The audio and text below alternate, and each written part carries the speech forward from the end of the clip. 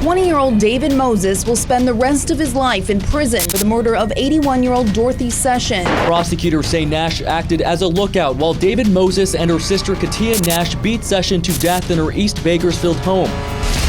My grandma was the center, a pillar of our family. In April of 2010, my mother was brutally murdered by 3 kids that broke into her home.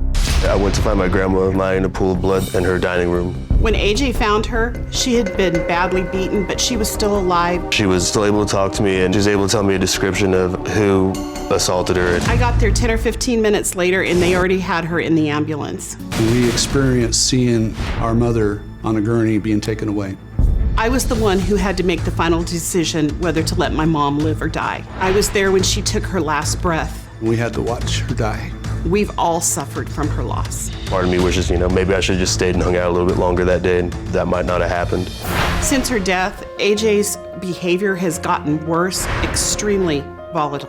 3 people were found guilty for my grandmother's murder. I understand the initial shock of him finding his grandmother in a pool of blood. I totally understand that he has PTSD, but there are programs to help him. I try to share with AJ that I understand what he went through, but he says I couldn't possibly understand because I wasn't there. But Elaine and Rick insist that 8 years later, AJ is just using this tragedy to get away with his behavior. Take a look. My son AJ, he's very violent and a complete mooch. The reason I piss off at you all the time, Mom, is because you make the wrong move by listening to everybody else. My stepson treats his mother like I'm sick of it. I do believe that my son's diagnosis of PTSD is correct. However, sometimes I don't know whether he's using that as an excuse or if he's really suffering from PTSD. My relationship with AJ is volatile. AJ regularly calls me the B word, calls me a whore, slut, fat slut. He taught his son to call me Papa Dumbass.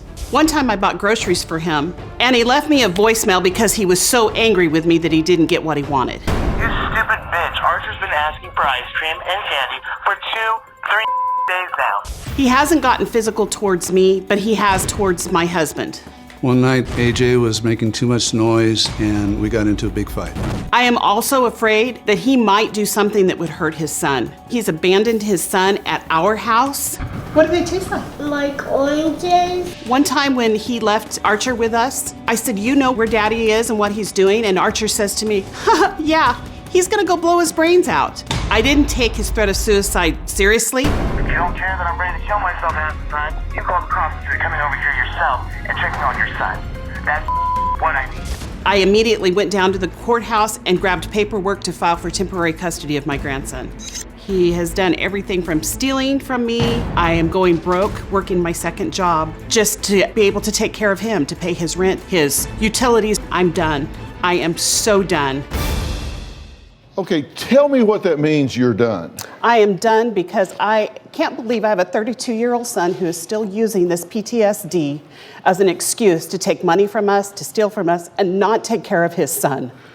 Why would he do any different? Isn't this working really well for him? It is, but it's about to stop. You've got a second job to subsidize him.